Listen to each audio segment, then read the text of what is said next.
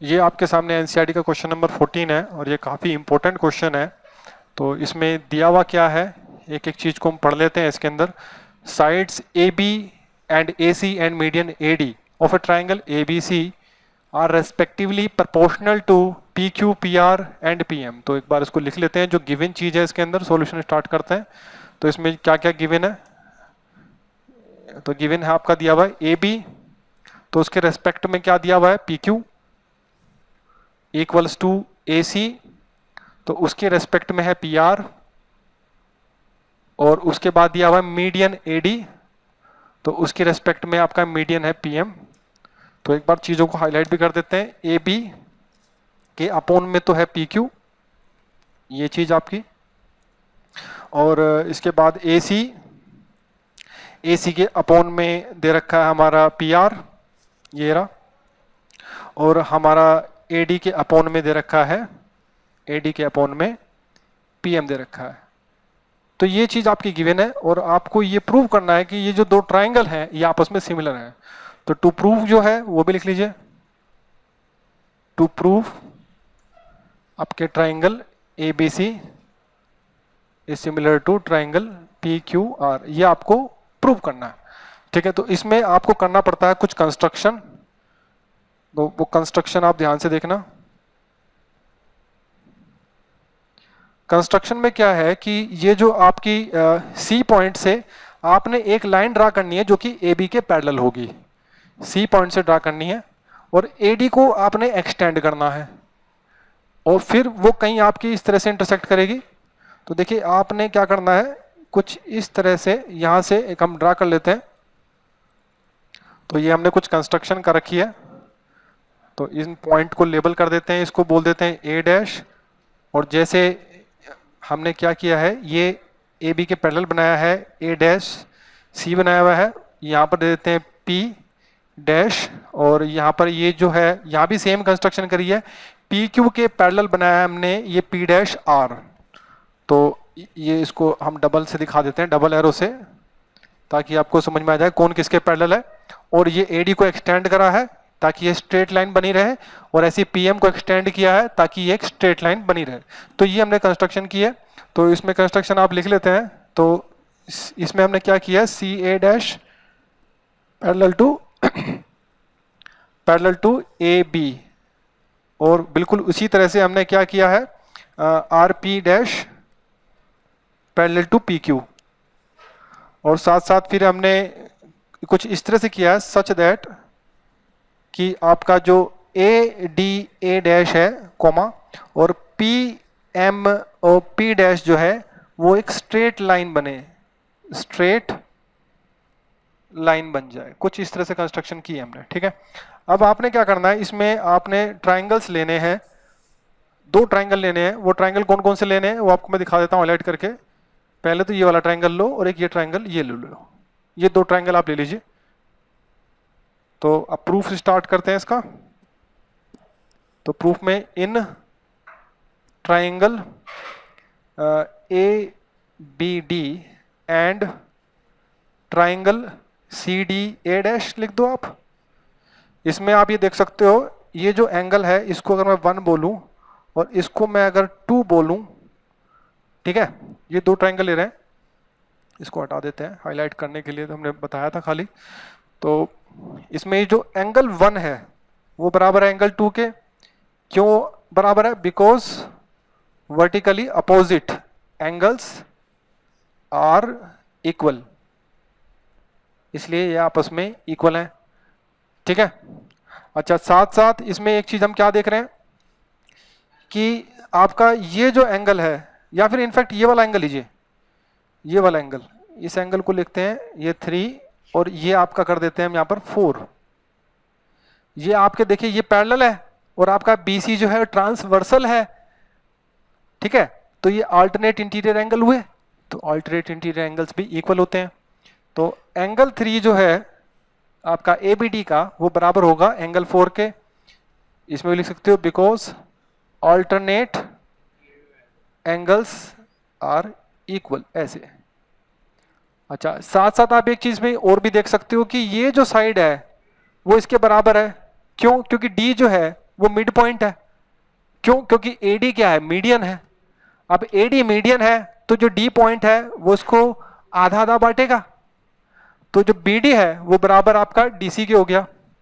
तो यानी कि आपका जो BD है वो बराबर है DC के। ठीक है, इसमें आप लिख सकते हो, रीजन लिखना चाहो तो D is mid point, D is mid point. तो इन तीनों चीजों से हम क्या इंप्लाइज करते हैं? देखिए, ये आपका जो दो ट्राइंगल है ये आपस में कॉन्ग्रुएंट हो जाएंगे। कौन कौन से triangle? ABD is congruent with, और ये बता देता हूं बाय किससे होंगे, देखो एंगल साइड एंगल। तो इसमें भी देखिए लिखना कैसे है, लिखने वाली चीजों पर पकड़ लेना। देखो ये जो एंगल है वो ये इसके बराबर है, ठीक है, और ये जो एंगल है आपका वो इसके बराबर है। तो ये ध्यान रहे जो जिसके साथ है उसके साथ लिखना। अगर आपने B है तो B के साथ आपने बीच में C लिखना पड़ेगा फिर, ठीक है। और A आपका A अलग हो गया हट के, D है तो D आपका पीछे, तो यहाँ भी D, और फिर इसका बचा हुआ A डैश है, तो ये A डैश CD बनेगा, ठीक है, ट्राइंगल। तो ट्राइंगल और लिख देते हैं यहाँ पर, तो इसको सही से लिख देते हैं, A डैश C, ये आपका बनेगा ट्राइंगल A डैश CD। समझ में आया कैसे लिखा गया है?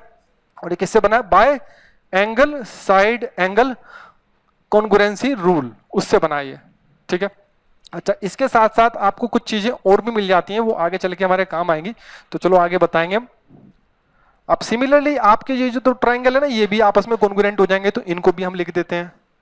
तो इसके आगे लिख देते हैं सिमिलरली आपका जो ट्राइंगल, क्या लेंगे आप triangle PQM is congruent with which triangle. देखिए कैसे लिखना है, आपने देखना क्या लिखा था, ABD लिखा था, ABD लिखा था, तो A डैश CD लिखा था, ऐसे लिखा था, तो इसमें P डैश R और M लिखा जाएगा, ठीक है। तो P डैश R और M लिखा जाएगा, ये आपस में आपके ये भी कॉन्ग्रुएंट हो जाएंगे सिमिलरली। अच्छा, अब क्या करते हैं, देखिए इन दोनों केसेस में, अब इसमें देखो जो AD है वो बराबर किसके होगा? DA डैश के। ये किससे? CPCT, corresponding congruent triangle are equal, corresponding parts of congruent triangle are equal, तो उसकी वजह से आपके आपस में इक्वल हो जाएंगे। तो यहाँ पर लिख देते हैं हम, जो आपका जो AD है वो बराबर हो जाएगा आपका DA डैश के, ये CPCT से हो गया, corresponding parts of congruent triangle are equal। और यहां पर भी आपका जो PM है वो बराबर हो गया आपका P डैश M के, ये भी आपका CPCT से इक्वल हो गया।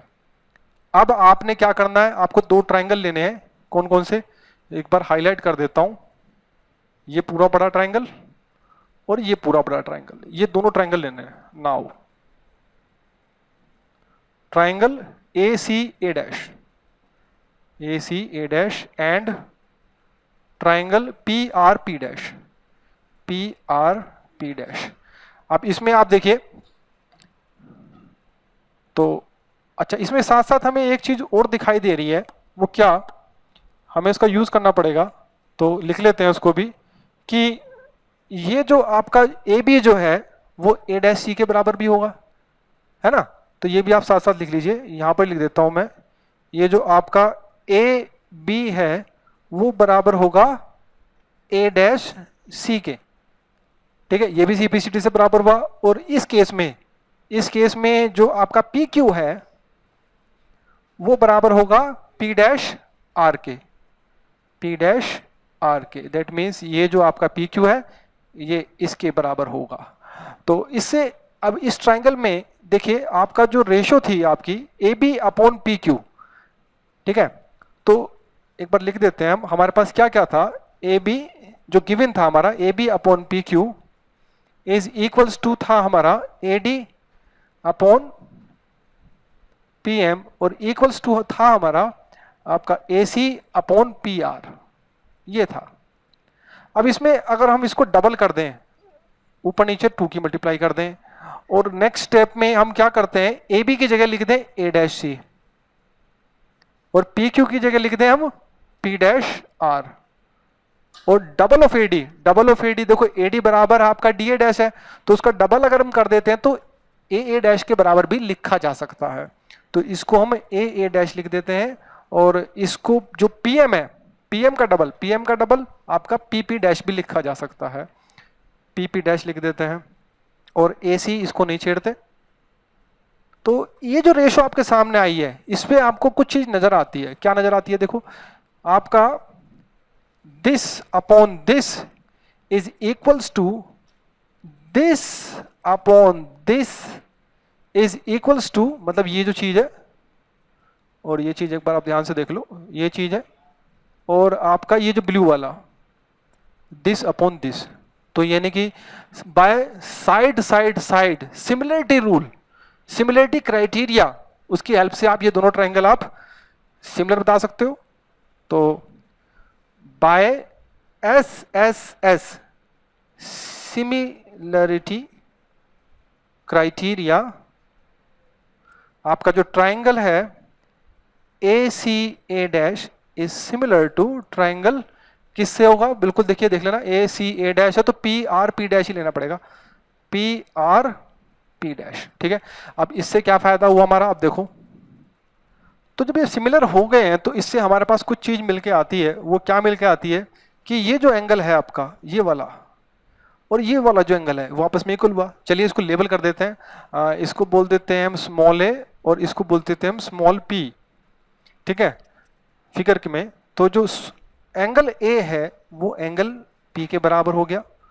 ठीक है, अच्छा अब इसमें ये चीज, ये वाला जो एंगल है आपका, इस एंगल को नाम दे देते हैं, इसको भी हम, इसको बोल देते हैं हम, लेट से हमने 1 2 3 4 यूज कर रखा है तो इसको 5 यूज कर लो और इसको 6 यूज कर लो।